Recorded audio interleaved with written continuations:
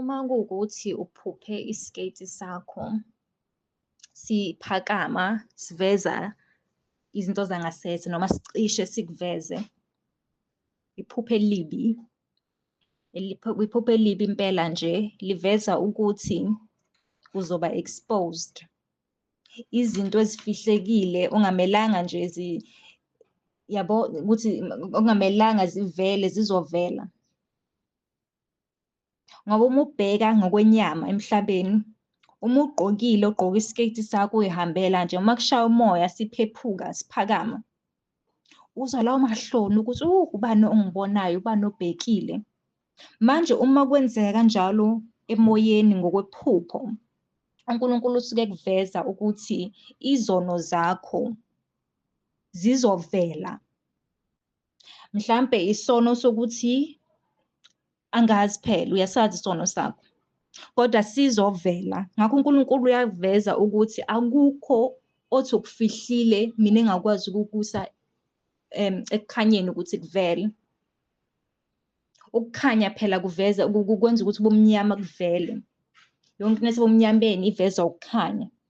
Manje uma seyiphaphama, mase kuphakama isiketi, kusho khona ukuthi lo kade ukufihlile okungasese sokuzovela phela manje.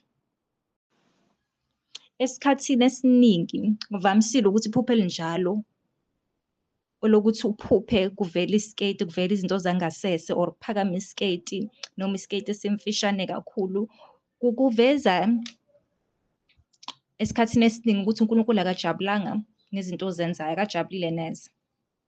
Ngoba maybe uyalalana noma uqamba amanga noma ubhizi nje ngezinto angavumelani ngazo, owaziyo nawe ukuthi akavumelani nazo. Ngakho-ke kuyaveza ukuthi lezo zono zizoletha ihlazo, njengoba nje isiketi uma siphakama emhlabeni kuba ihlazo nakuwena.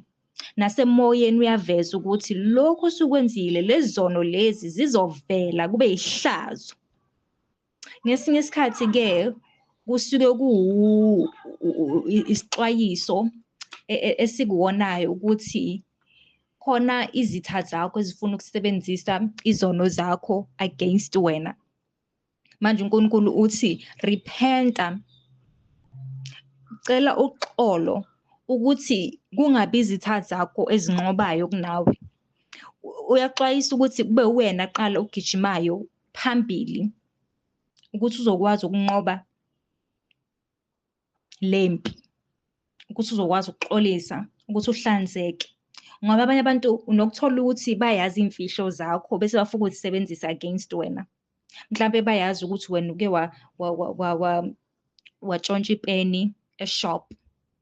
Manje-ke uNkulunkulu uyakuxwayisa ngalokho ukuthi hhayi, gijima uze kimi kuqala uzocela uxolo ngaleso sono wasenza usaziyo.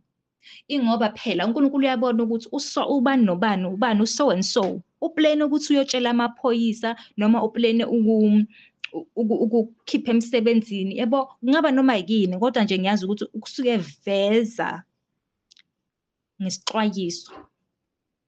Amaphupho amnandi uma ukwazi ukuwahlaziya, amnandi kabi ngoba uNkulunkulu usuke ekhuluma nawe ezama ukukuvezela ukuthi kwenzakalani, yenzani, yenza njani, hlanganisa ini nani. Uma kuwukuthi ufuna ukuzwa more ngale subject lena, like, usubscribe, ucomment.